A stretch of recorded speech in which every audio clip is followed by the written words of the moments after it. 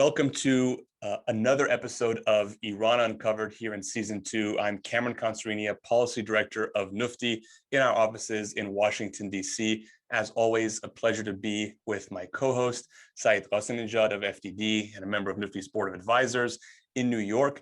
And today we have the sincere pleasure of being with a good friend, an American patriot, and a true friend of both the Iranian American community and the people of Iran, Mr. Len Khodorkovsky, as he's affectionately known, Mr. Len, which we'll get to later in the show.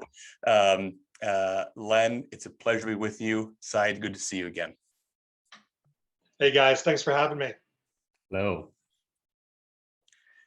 Well, let's just hop right in. Your, Len, it's not as if your post-State Department career is any slower or less travel, I guess, oriented than it was when you were at State. So you're running all over the place, but you've been very generous with the time you've given us. So I want to just jump right into this and sort of skip the Iranian maybe intros and sweet talking at the beginning.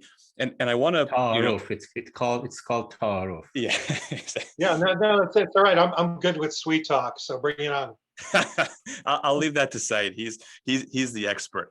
But I want to first just ask a bit about you personally. I mean, I've had the pleasure to sit down and speak with you a few times, and we've even shared a few meals. But our listeners haven't been that fortunate. So can you just tell us a bit about your upbringing, your background? I mean, who is Len Khodorkovsky, and where does he come from, both literally and figuratively? Well, I guess where do we start? So I was born in the Soviet Union back during the Cold War, way back, and eventually came to the United States as a refugee in the early 80s, before Glasnost, Perestroika, while the Soviet Union was still the bad old Soviet Union, and was fortunate enough that the United States took our family in and offered us a second chance at life. I think that was probably the most significant event in all of our lives, because up until that point, really none of us knew what freedom was. We heard about a concept like that in the United States, of course, was synonymous with that concept, but we really didn't have a frame of reference for what it was. Of course, we've heard of dissidents like Natan Sharansky, Sakharov, various other dissidents in the Soviet Union that fought the communist authoritarian state for a chance at some freedom. But that was only something somewhere distant somebody else was doing. And only the United States, really, when we got here, which was a surreal experience, really magical in many ways, because again, we had no frame of reference of what free life was like. We started taking advantage of the freedom that the United States presented. And, I always believe that people who come from authoritarian places really appreciate freedom much more than people who have the luxury of growing up in a free country, which is what makes me personally a staunch advocate for freedom for other people, because I know what it feels like, and every human being deserves dignity and the free will that no person or mullah, as I've stated before, can take away from them. So, I mean, in essence, that's where I come from. I'm a Soviet refugee, and eventually, I went into the advertising business in the United States, mostly in New York, and somehow ended up being in the right place at the right time with an opportunity to serve my country at the State Department during the last administration. If I may, I want to ask a question about you as a Soviet immigrant and the Soviet communities in the United States during the Cold War. Was it like were they united in opposing the Soviet Union? I mean, the Soviet community here in the US, or it was, some part of them were pro-Soviet? I'm asking because we have this problem among Iranian American community. I just want to know, has there been anything similar in the Soviet community? Yeah, well, I think, in those days, very few people were able to get out of the Soviet Union who opposed the Soviet Union. So anyone who left the Soviet Union was opposed to the government because you just, unless you were representing the country, as a diplomat or KGB agent or some Soviet official, you did not leave on a pleasant, in a pleasant way. So I think that is something that I think was different with the Soviet diaspora versus the Iranian diaspora today, where, I think certainly it's a new generation. The time is different. In those days, the world was really bipolar in many ways. You were either on the side of the United States and freedom, or you were under the communist umbrella and had to basically do what the Soviets wanted you to do. So really, there were only two options. And in those days, I think most people in the position of my family, once they got out, were staunch anti-Soviet advocates. And was there a difference between Soviet Jewish community in the United States and the American Jewish community in general in their how they approach the Soviet Union? I don't think so. I think if you look back, and again, this is one of those issues that, I wish we can figure out how to put that formula back together. But not only was the American Jewish community seeing the issue clearly, but the American government, the American establishment, the American media was also looking at the issue very clearly. And so you had many marches and protests in those days in front of the Soviet embassy. Whenever the Soviets would come to the United States or some other country, you would have people being really vocal, and not just Jewish dissidents, but you had pro-democracy dissidents who took up the cause of the Jews in the Soviet Union and rallied around that to point out, how to point out the oppression that this particular community was under. So you really had people rallying from many different communities to this cause. It was, on one hand, it was a specific cause of Jews being oppressed in the communist regime, but it was symbolic of a broader conflict between freedom and authoritarianism. And somehow people in the West saw that much more clearly than they seem to today. I want to come back to that, Len, and the comparison that I think you're getting to for Iran today, and why that is or isn't the case as it was with the Soviet Union. But sticking with you, because it's very interesting. You said you were sort of in the right place at the right time. I'm just going to come out and say that one of my favorite shows is Mad Men, and I don't know exactly if you were working like things go in the show with Don Draper type characters and having a scotch and soda at 11:30 a.m. But what drove you into the advertising and marketing worlds? Why go into that? It's not a I assume there's probably some overlaps with Soviet immigrant parents and Iranian immigrant parents and other immigrant parents, and it's lawyer, doctor, engineer. Advertising is not always up there. How did that happen? Well, you're spot on there. My parents only gave me three options. My dad was an engineer, and I'm surprised he didn't push me in that direction. But I could only be, doctor, lawyer, or an accountant in my case. So I actually started down that path. Okay. And of course, immigrant parents want the best for their kids, because when we came to the United States, we had no money. Mm-hmm. My parents were working hard, 2-3 jobs. They certainly wanted the best for me and my sister, who happened to be born 3 months after we arrived in the United States. So they had a simple formula in mind, which is like, we know you can make a living in these 3 jobs. So sure, we'll give you options. It's a sort of like a hybrid democracy here. Yeah. but that's about it. And I guess somewhere halfway through intermediate accounting, I decided that that is not what I'm going to do for the rest of my life, and ended up. And of course, our family was always into politics. We talked about politics at home. We were following current events, coming from a very politicized environment and being very conscious of all of these things. This was during Reagan's time when, the evil empire was like the big conversation. So I was always interested in politics. I ended up transitioning to being a political science major because I thought, all right, well, I can hedge there. I'm interested in politics, but I can also become a lawyer at a certain point. So it felt like a safe place for me to go. But I was also into art and design. I had a modest talent in that realm, and ended up minoring in design.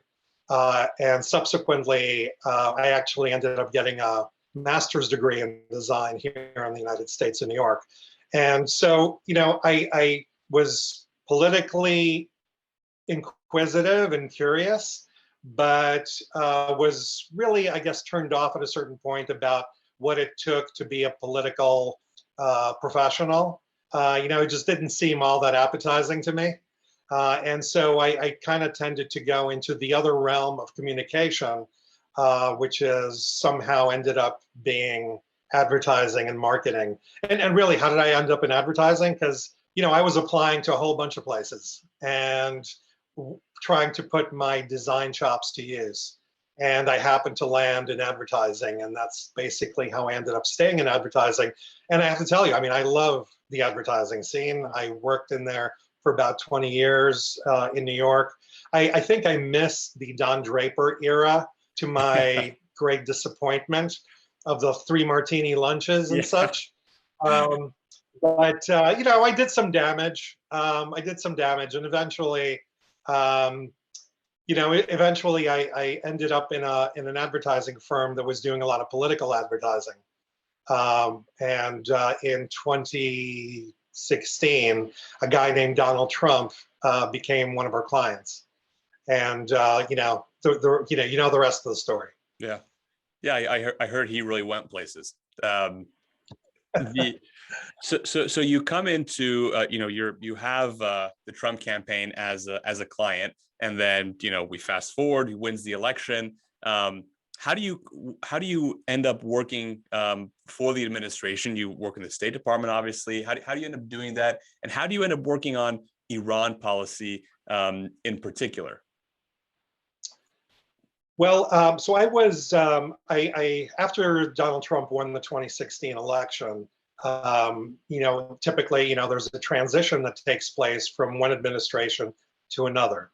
So the Trump administration needed some people to come to Washington and volunteer with the transition, meaning help various nominees through the confirmation process, literally just pick up where the previous administration left off and try and put people and policies in place to be able to start on January 20th of 2017.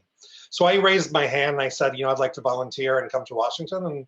And that's what I did. And I worked in the transition during the end of 2016, beginning of 2017. And on January 20th, after having the fortune of going to the inauguration balls and the swearing in, and one of my most prized experiences is being able to bring my parents to the inauguration and the inauguration balls, because they never really, it was surreal. It was a trajectory that nobody could anticipate when we landed at JFK in 1981. Penniless. So it was a cool experience. But after that, I ended up going back into advertising.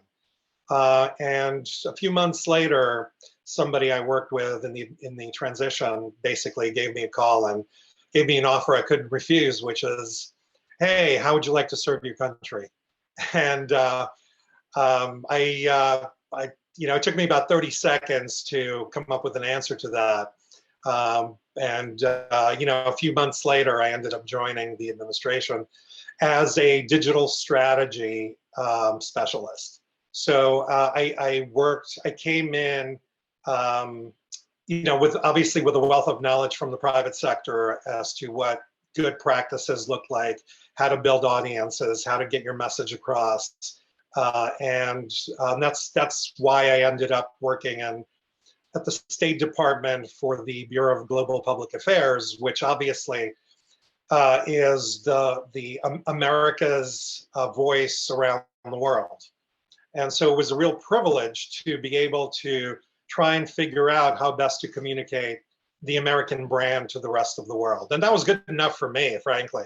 I mean, I was really living the dream at that point, literally touching every issue, and having access to people I could never dream of having access to. I have to tell you, there were plenty of times where I was sitting in a room and wondering what the hell I was doing in that room. But I had faith that people who brought me there thought I had something to contribute. So, I think if you fast forward a little bit, if you remember, Secretary Pompeo joined the administration in 2018, the end of spring, early summer of 2018.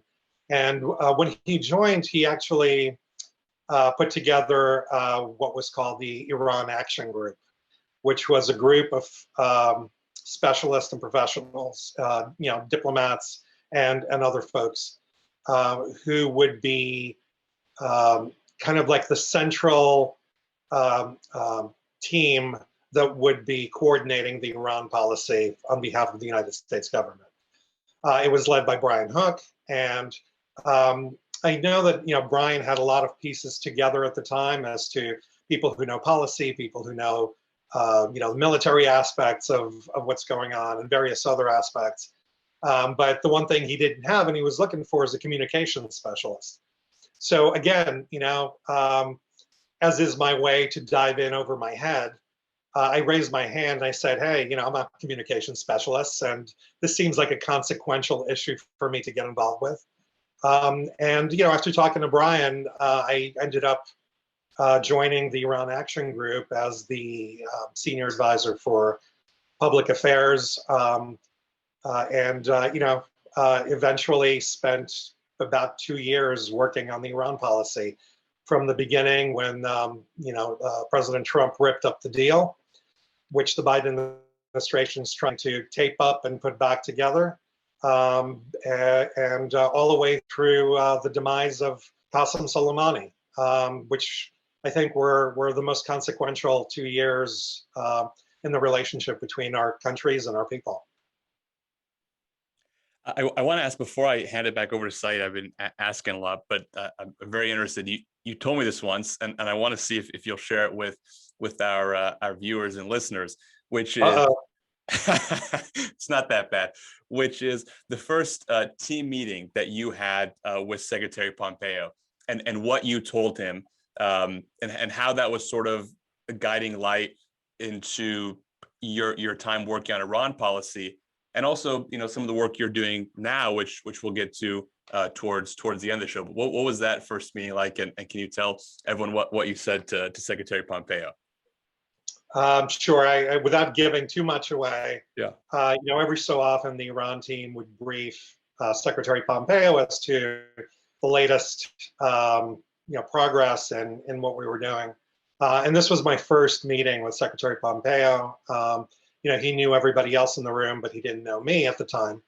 He kind of looked at me after Brian introduced me to him and asked me what my mission was. And, Secretary Pompeo is, military guy, very direct and to the point. And, when he looks at you, he can make you nervous. And he talks in these military terms, like, what's my mission? Nobody's asked me what my mission was. I guess I felt like I got to say something. So this just came out. I said, Mr. Secretary, it's to make the bad guys nervous. I wasn't sure how he'd respond to that, but he kind of gave me an approving nod. and I knew I was on the right course. So that I figured if I spent my time at the State Department making bad guys nervous, I'd be on the right track. And that's hopefully I ended up doing some of that. I think so. Saeed? Yeah, I have a question about the communication strategy, because I think one of the defining characteristics of administration's Iran communication strategy was very creative use of social media and visual arts, like that sanctions or coming posters. How did the administration came up with that? Was it because the mainstream media wasn't kind to the administration, so they had to use other platforms, or it was just the administration wanted to use these alternative platforms? Well, look, I mean, you know, everybody in the world knows President Trump was a fan of social media. So that is how he communicated, U.S. policy, his point of view. He found social media, especially Twitter, Instagram as well, to be a powerful tool to be able to drive global conversation on the issues that the administration cared about. So all of us knew that that was not something that we would have a hard time trying to sell, that it's worth using all of these tools at our disposal to our advantage. So walking in with that understanding, especially in my role as a digital strategy person in the administration, I looked at all the tools at our disposal, and once I started working on the Iran portfolio, I saw exactly what we had. And of course, we had a lot of platforms in Farsi. We had, the Secretary's platforms. We had the State Department platforms. We had various other channels that the U.S. government has. And it felt like we were underutilizing all of those tools at the time. For me, coming from the private sector, I felt like we can activate a lot of things that were either totally dormant or underused, and at the very least, to see whether they worked. And the philosophy of going above the heads of other entities like the media or the Iranian government or somebody who disagrees with your policy, wasn't really new. President Reagan did that successfully by going directly to the people. And so we knew, and President Trump did that with Twitter and social media as well, and holding rallies, talking directly to the people. So we figured, we can talk directly to the people as well. It's a very simple advertising approach. In order to have a successful advertising campaign or marketing campaign, you have to understand who your audience is and how does your audience get their information. Is it through radio? Is it through TV, social media, hot air balloons? It doesn't really matter, but you have to understand, where your audience is in order to be able to communicate with them effectively. So we approached the operation the same way that I would approach it with my clients in advertising, figuring out where the audience is, who the audience is, what are the important messages for us to communicate to that audience, who would be the best spokespeople for specific messages. Is it Secretary Pompeo or President Trump or Brian Hook, or maybe none of them at all. Maybe it's a dissident, or maybe it's something else altogether. So we kind of looked at the problem as in a way that was fairly scientific, actually. Let's put aside all of the politics and let's figure out who we're talking to and what are we trying to say, and what do we hope that people hear from us. And that's the approach that we took. So it was very, very simple and straightforward. It was just kind of activating all the tools at our disposal. And that led to, it's right behind you, Saeed. You go ahead. I know you want to say something. I just want to add this, but it's right behind you, which is awesome. It led to you being called, your leadership on this issue and your colleagues, the State Department's secret weapon. I mean, you had some really, Saeed mentioned one of them. The sanctions are coming. But I just to throw in my own 2 cents for back to say, I think it was so cool for Iranian Americans, but I think especially Iranians inside the country when because I know that you and others in the administration were criticized for being undiplomatic, or some of the things that you did were not what one does. But whether it's making memes or limiting Zarif to a certain area in New York that he can go, I mean, the reaction that I saw just as an observer from Iranians was like, let's go. They're so accustomed to themselves being limited by this regime, or themselves being insulted by this regime, that they felt like a sense of, hey, somebody's the battle has been joined. We've got some people who are sticking it to the regimes. I mean, you guys got a lot of fans for that. It was really remarkable. Well, I think that has to do with clarity.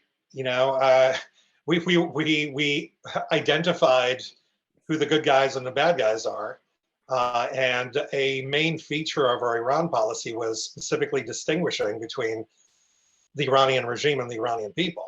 So it was very clear, and we wanted to make sure the Iranian people understood that. And even in the face of some controversial policies which the regime and friends of the regime criticized, we wanted to make sure the people themselves understood what we were trying to do, why we were trying to do it, and that they had a friend in the White House and they had a friend in the United States. I think a lot of that, to bring it back to my experience in the Soviet Union, had to do with the way I remember Soviet dissidents, listening to Voice of America or any possible nugget that they can get from some uncensored source about what the Americans were saying, or what the West was saying about their plight and the situation. And I know that when people like my parents and their generation and folks like that heard words of encouragement from the United States, even as they were punished, like Natan Sharansky spent 7 years in solitary, right? But he always said that when he heard President Reagan and other politicians in the United States stand with them, it gave him strength in solitary confinement. It gave him strength to push back on the regime. And he understood why the United States was harsh on the Soviet Union.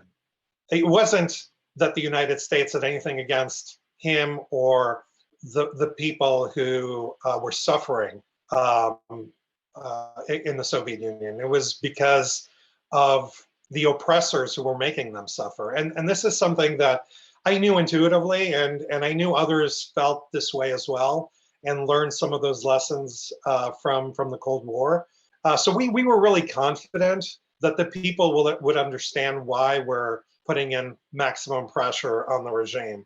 And whenever we got criticized for those things, we were confident that the people would understand our policy, and were pushed forward because because we learned from history, and some of us learned it from our own personal experiences.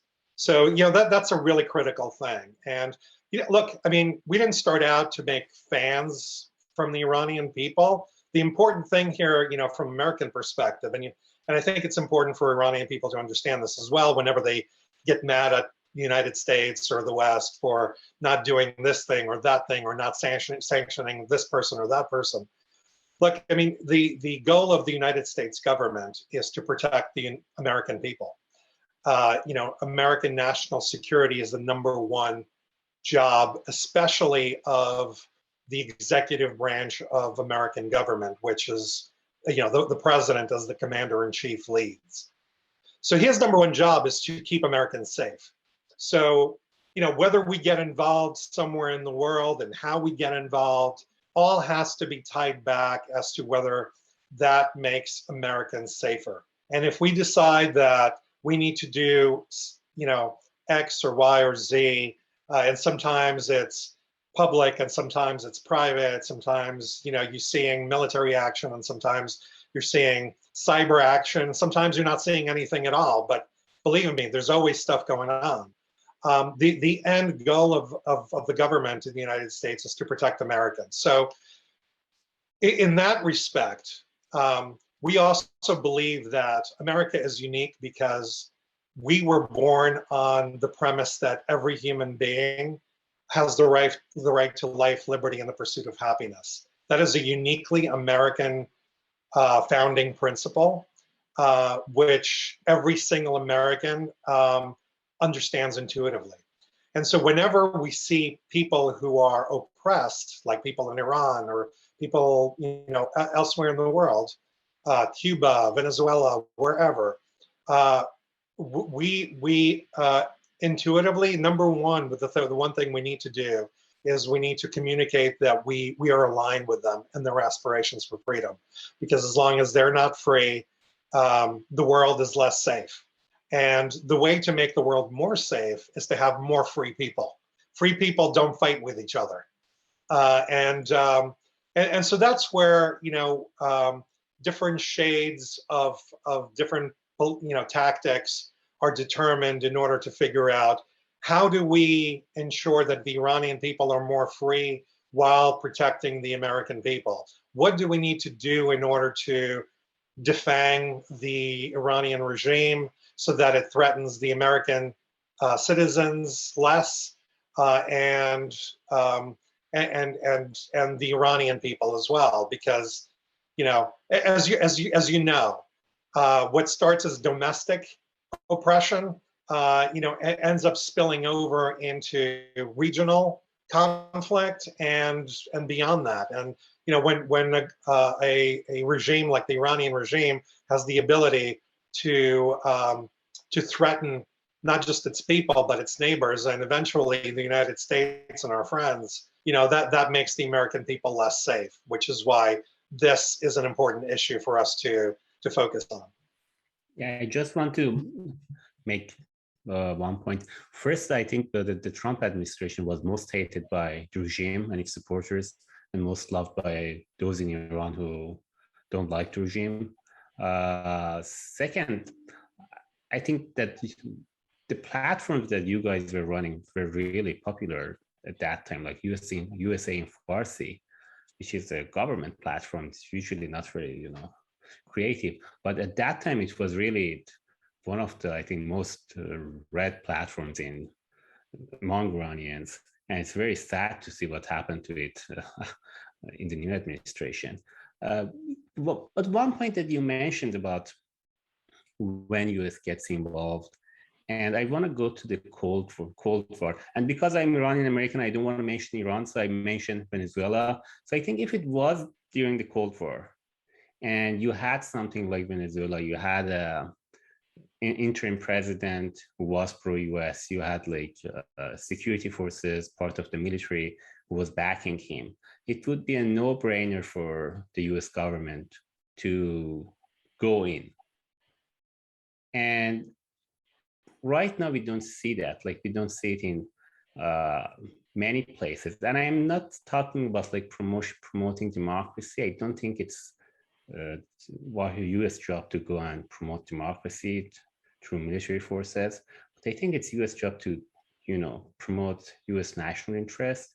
And in some place like Venezuela, I think, getting rid of Maduro should be a goal, even if it requires like some level of military intervention. But we don't see that, and I think it's something that we don't see in the, let's call it, America First foreign policy. I know you are a believer in that. I wanted to get your point. Well, to your first point about the USA platforms in Farsi, I think again it goes. Why was it popular? Because we were relevant. We were communicating relevant information. a lot of times governments are very risk averse in the way they communicate their objectives. And personally, coming from a communications business, I knew what good looks like and how to communicate effectively. And luckily, the leadership of the administration understood how to use those platforms as well.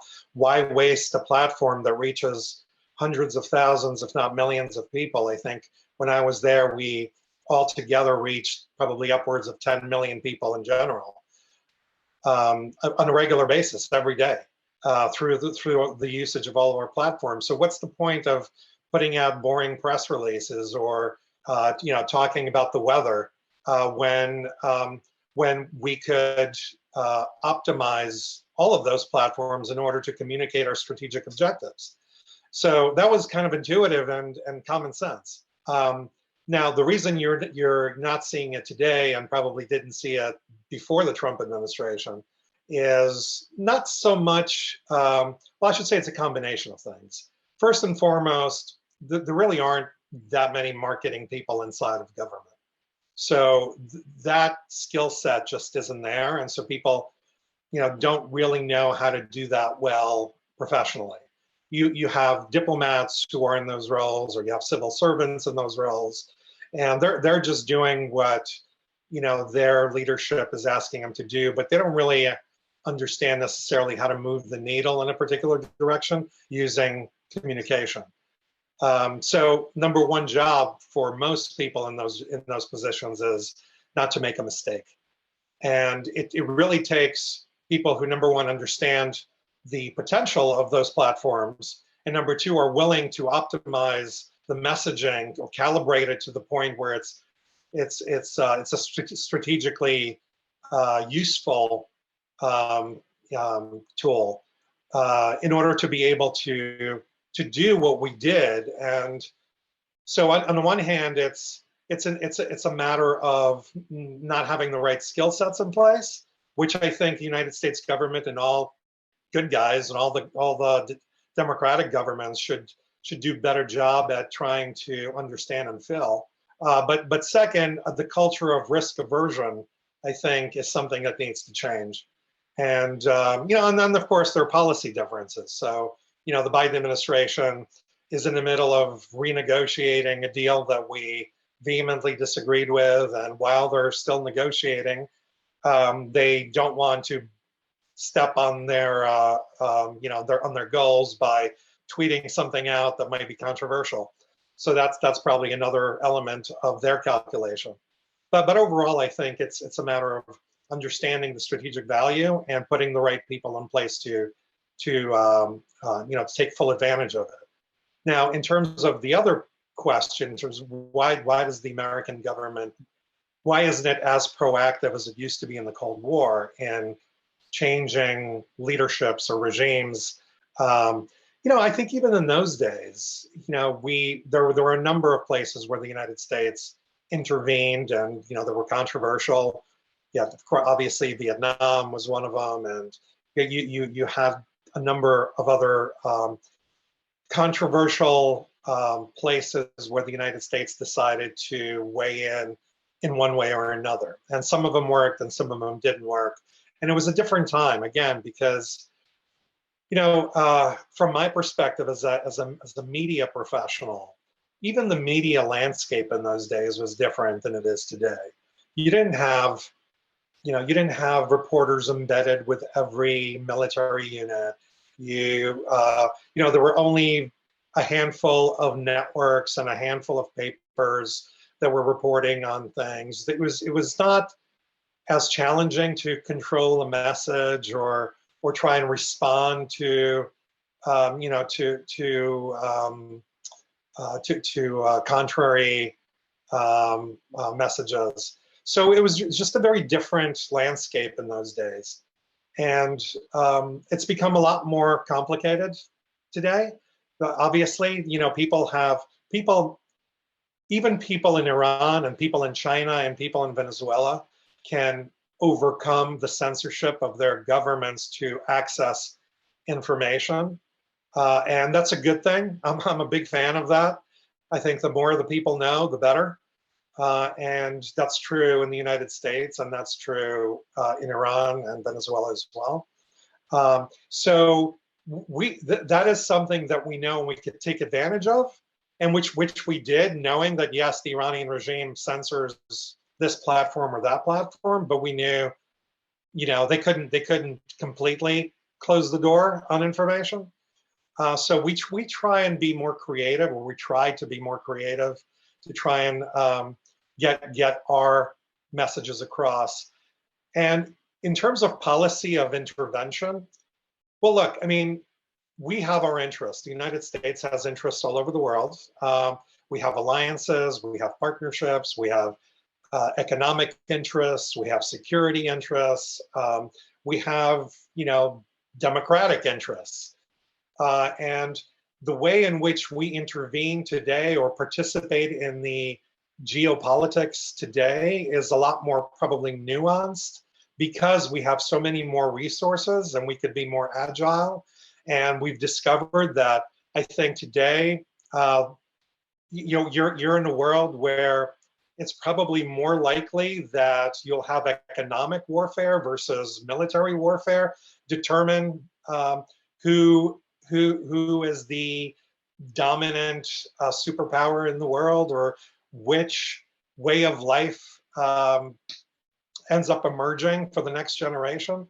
So I think we're looking at the American government, look at everything at its disposal. And our maximum pressure campaign was actually a good example, because it was essentially an economic campaign of sanctions that brought a authoritarian regime to its weakest point since 1979.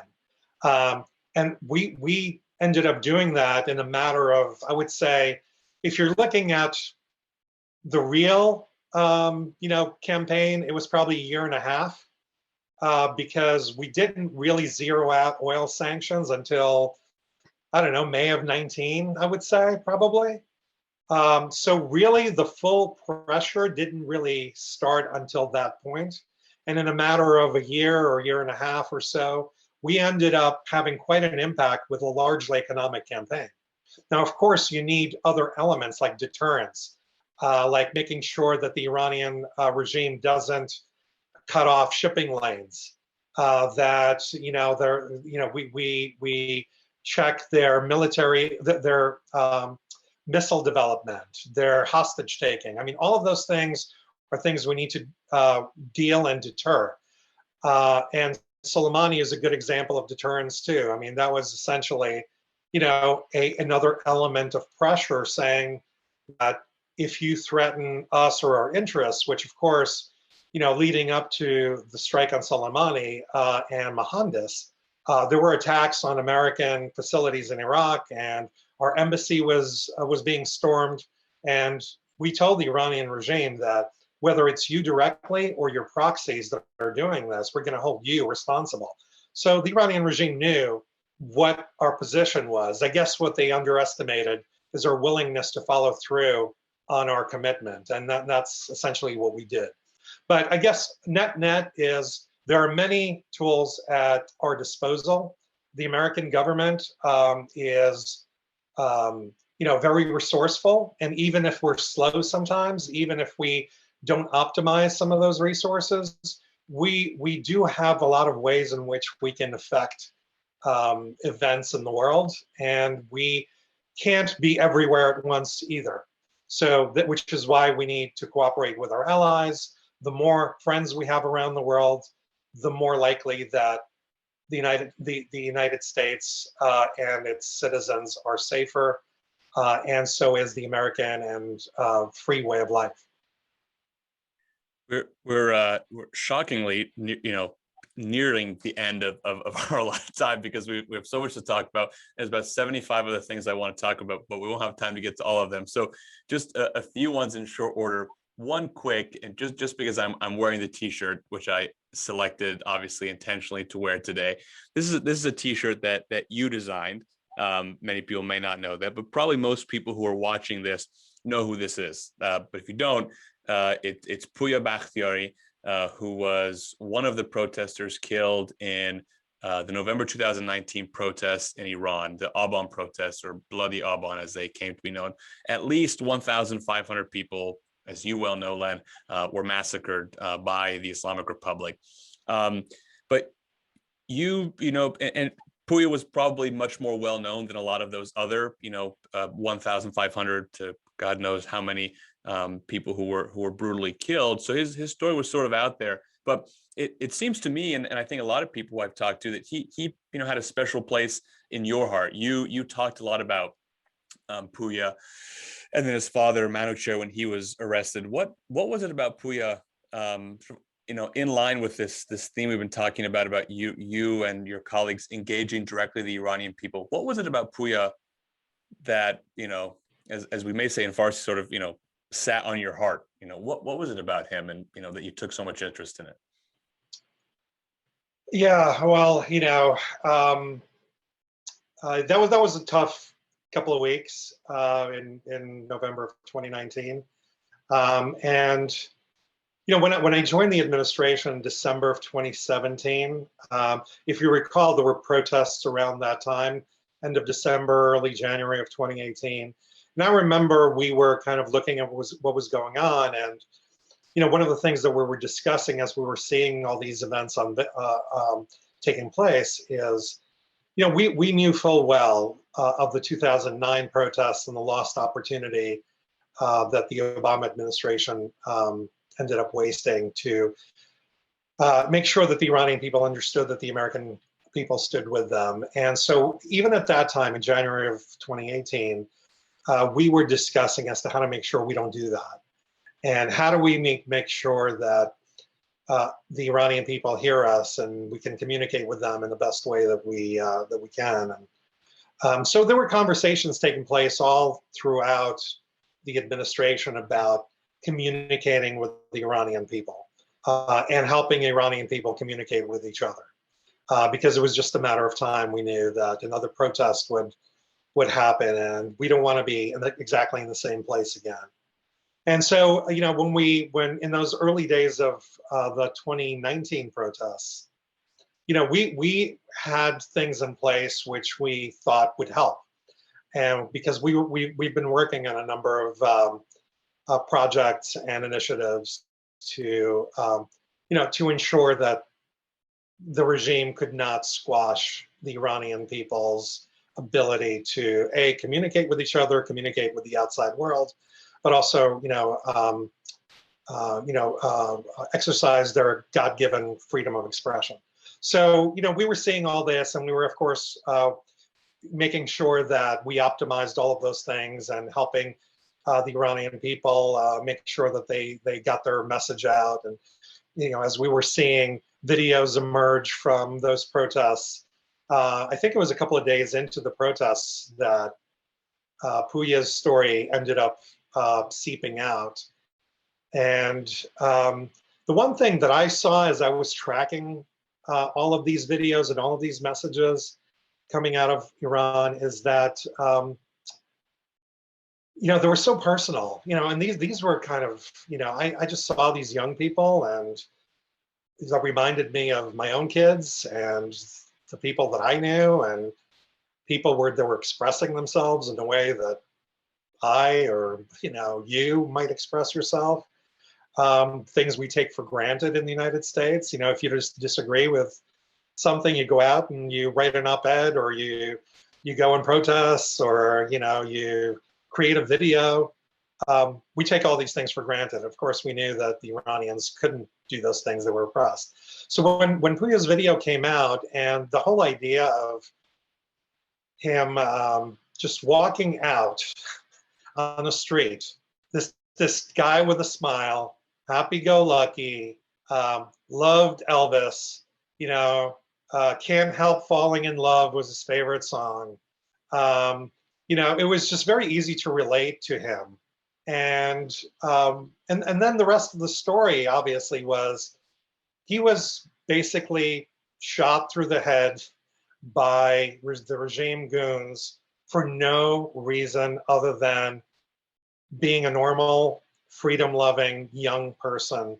And it really, personally, it hit me. I know it touched Secretary Pompeo as well. and all of us were working on it. And in fact, if you recall, Secretary Pompeo during the Iran human rights event brought up his case, and for which Minusher, Puya's dad, thanked Secretary Pompeo. And so I think it was, for me, it was a personal connection, because I really looked at Puya as, he could be my son, he could be my neighbor.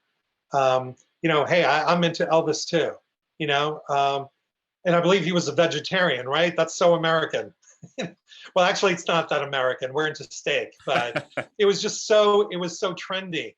It was just like he was just a young person being young, and it really, it kind of punched me in the gut and punched, a lot of us, and it became really personal, and he became kind of symbolic of all those other young people and children, young people, old people, who were mowed down by a soulless entity, monstrous, soulless, barbaric entity that did not care for human life. And it really crystallized what the whole conflict was about, what the mission was. If I told Secretary Pompeo that my mission was to make the bad guys nervous, nothing really crystallized that mission than what was happening in Iran on the ground in those days. There was no doubt who the bad guys were here, no doubt whatsoever. So I guess from that point on, the Bakhtiari family became kind of something that always perked me up. And of course, it didn't end there, because when Puya's family tried to give him a civilized burial, they weren't allowed to do that. They weren't allowed to celebrate his life. They weren't allowed to bury him in peace. And then, of course, now his father is in prison. And so, like, the saga of this family is really analogous to the plight of a lot of Iranian families, and frankly, a lot of families all over the world that are suffering under the yoke of oppression, whether it's the Iranian oppression here, or the Chinese oppression, or Venezuelan or Cuban. And so, for me as a Soviet immigrant, it's personal from that perspective. But as an American, it flies in the face of all the values which I've come to cherish, and which I've tried to impart to my children. So I think, in the end, one of the, to bring it full circle, one of the ways in which I am able to express my beliefs and opinions is through art and design. That happens to be my background. And so it was natural for me to stand in solidarity with the Bakhtiari family by designing a t-shirt that you're wearing. And it was kind of indicative of as to the way that I can express my voice uniquely, which everybody can in their own way. Everybody has a unique power, a unique talent, God-given ability to break through and add their voice to the cause of freedom and human dignity. And I hope everybody does in their own way. And this is just my way. I think you obviously certainly did that, and I know that the Bakhtiari family obviously appreciated all that the secretary did, as you say, publicly thanked him, which in and of itself was a huge risk, and sort of, just destroyed in the most perfect way possible the absurd lie I think that's so often told by, as you call them, the friends of the regime here in the United States, and even the mainstream media, which says, even unfortunately, people like Secretary Blinken, have, I think, given credence to these comments, which is the best way to help the Iranian people, the Venezuelan people, the Chinese people, people of Hong Kong, wherever, is to do nothing, is to say nothing. And if you say something, if the United States says something, it's going to hurt those families and they won't appreciate it. The fact that Manojeh Bakhtiari, after his son was brutally killed, came out and publicly thanked the American Secretary of State, just destroyed all of those, absurd and really insulting arguments, in my view, sort of in one fell swoop. It led, the humanity, I think, that you showed towards not only the Bakhtiari family, but Iranians generally and other, oppressed people led, this, and we've laughed about it before, but Iranians are, can be pretty formal sometimes. So it led to you and plenty a Clubhouse room and Twitter comment thread being affectionately known now as Mr. Len. And so I think that's certainly a name that, the revolution in Iran, after they changed all the names into, sort of Islamist names and all these clerics and, terrorists. So I have no doubt that, when there's a free Iran, there's going to be a movement amongst some Iranians to name at least one street Mr. Len Avenue. So I think we have that to look forward to. But I want to ask you, and Saeed, you may want to have some last words, but I want to just bring us to today. You're no longer in government service, which is unfortunate, both for the American people and for, freedom-seeking people, I think, all over the world. But you obviously, as I said at the beginning, have not stopped. You're working on a bunch of issues. They're sort of disparate, but because we're limited in time, I'm going to ask you both about both at the same time, and see if you can give us a bit about each of them. You're working on China a lot.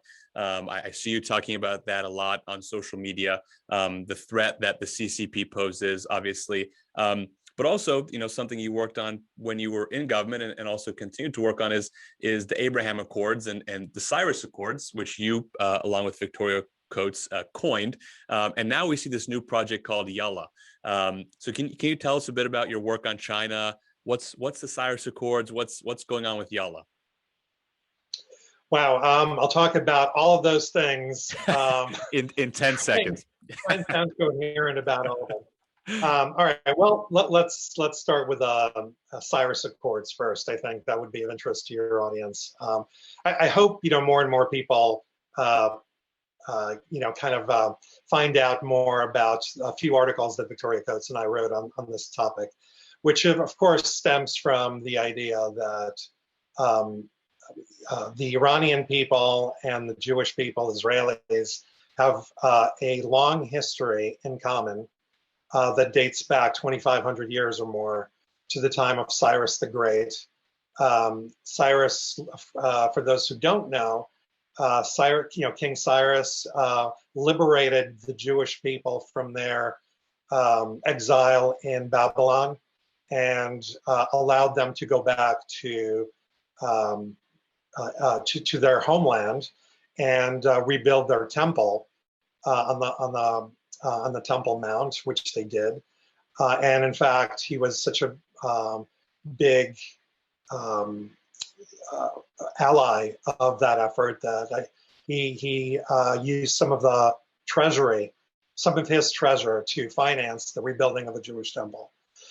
In fact, Cyrus the Great is probably one of very few, if not a handful, of non-Jews mentioned in the Bible.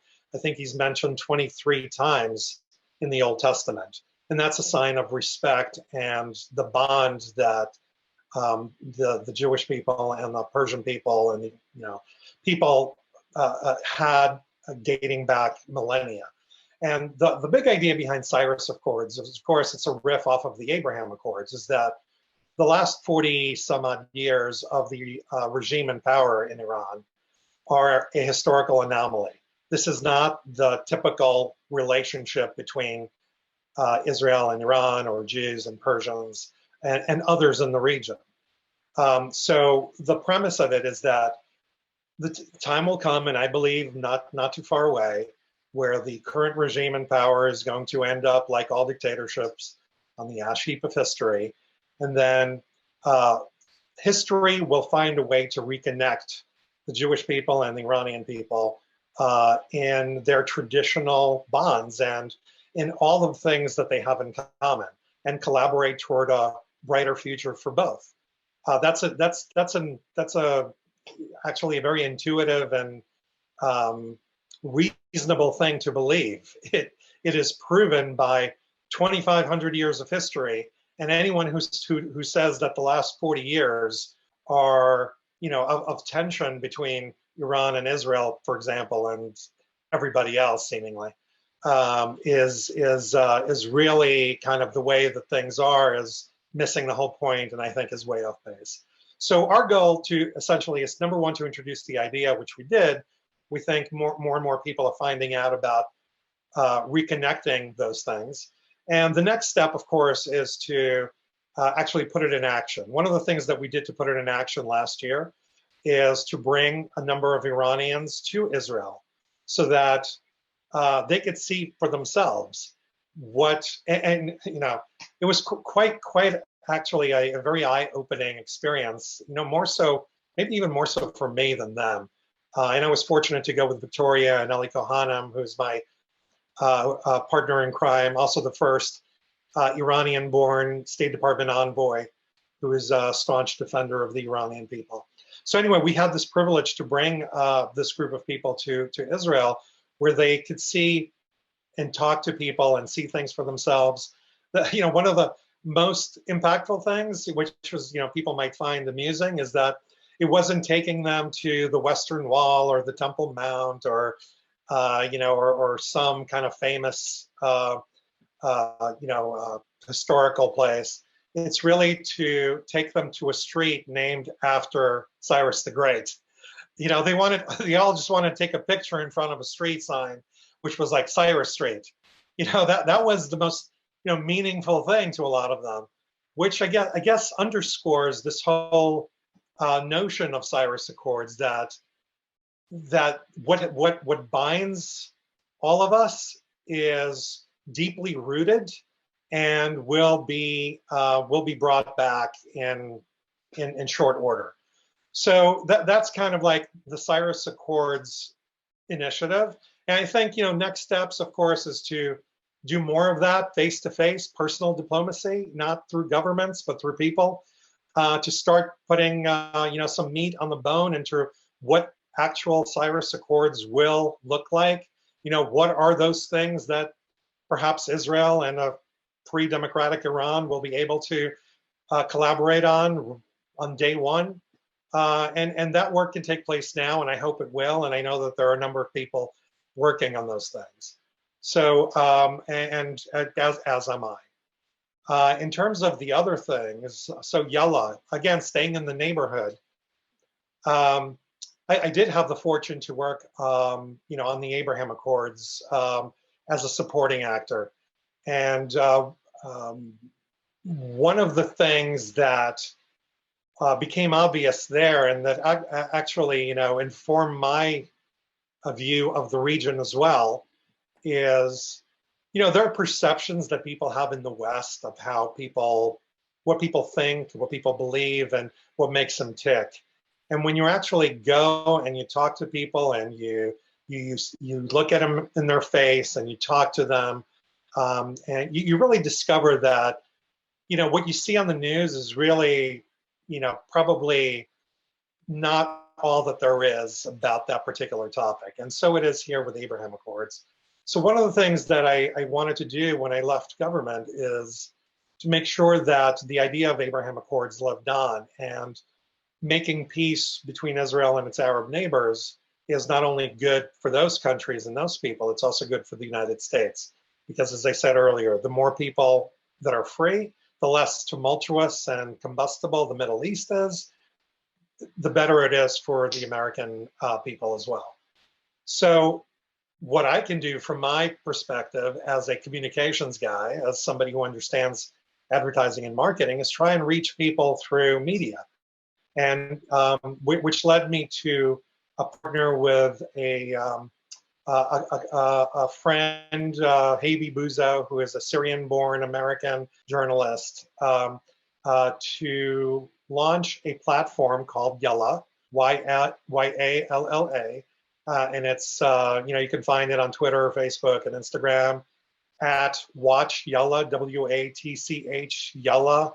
And essentially, it's a way to connect with the young people in the region, with Arab-speaking audience in the region, to, number one, to show them that their dreams are no less important than the dreams of people in the West, and that the good news is, with the advent of Abraham Accords and, you know, peace deals, and that there's so many more opportunities for them to realize their dreams. So it's important for us to communicate and at least make them aware of, you know, some tech innovation happening in the Emirates, or some cultural, you know, cultural breakthrough going on in Bahrain, or something going on in Morocco. And hey, look at this collaboration on space, or look at the Miss Universe contest in Israel that was attended by Arab contestants.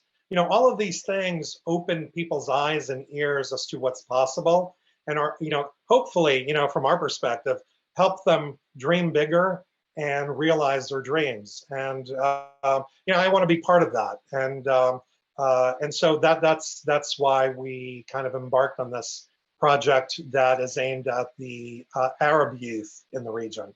So I'm trying to cover both the Iranian youth, the Arab youth, the Israeli youth. I don't think I've impressed my own youth, the youth in my house yet, but I'm working on that. And in terms of China, to wrap it all up, China, I think, is the #1 priority for the United States, and I think the free world for the next generation. I think the Chinese government is probably the biggest danger to freedom, not just to the American people, but to people around the world. Iranian people, I know, are upset about the 25-year deal that the Chinese government and the Raisi government are working on these days. Look, I mean, I don't know whether it's going to amount to something or not, but the danger of the Chinese government, which is probably, the foremost human rights abuser, corporate criminal, surveillance state, complicit in a genocide of a Muslim minority group called the Uyghurs, is really something that is fundamentally that we in the United States need to pay attention to. And I think people who care about freedom and democracy ought to pay attention to, because the Chinese Communist government is on the march, and their goal is nothing short of global domination. And I know it sounds really scary, like Marvel scary, but that's what it is. If you look at who the friends of China are, it's Russia, North Korea, Venezuela, Iran. It just tells you all you need to know about what the Chinese Communist government stands for. And one of the things that I'm trying to focus on is ensuring that high-tech sphere is safe from Chinese incursion, because the technology of tomorrow needs to be free technology, and it needs to be trusted technology. And that is not something that the Chinese government is trying to create. They're trying to create a high tech that is dependent on them, and that funnels all sensitive information, whether it's your private information as an individual, whether it's intellectual property for businesses, or whether it's national security for countries. China is trying to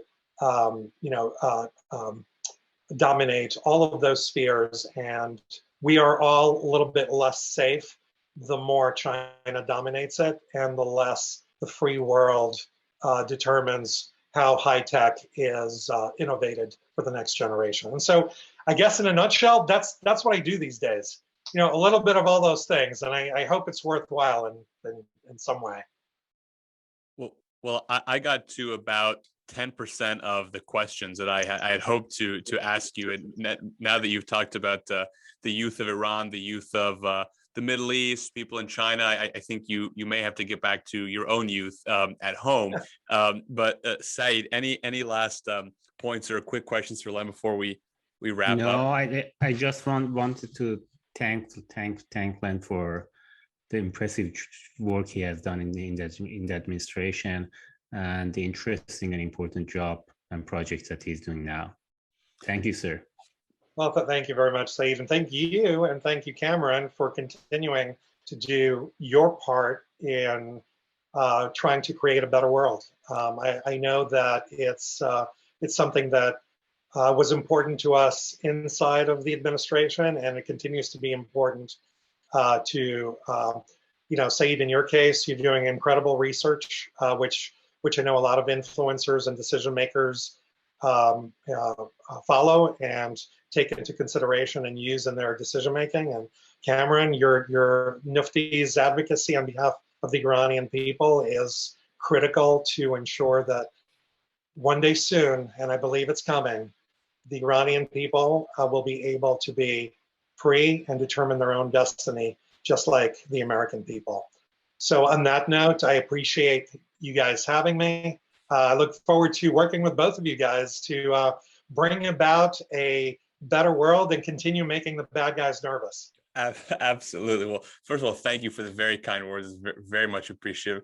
It's been really a pleasure. I mean, you've been just so generous to us at NUFDI. You had, appeared in a lot of our events, and that, video that you really were a star of about the 2-year anniversary of Aban. So you just continued to, be a great friend and ally, and we really appreciate it. And I hope that the next time the three of us get together after we're done making the bad guys nervous is grabbing a beer on Mr. Len Street somewhere in Tehran and reminiscing about these old times. We will take you to a kebab in bazaar. Yeah. I'll let you guys figure that one out, but I'll see you there. Sounds good. Thank you again, Len. Saeed, good to see you as always. Folks, thank you for joining us for another episode of Iran Uncovered. We'll see you next time.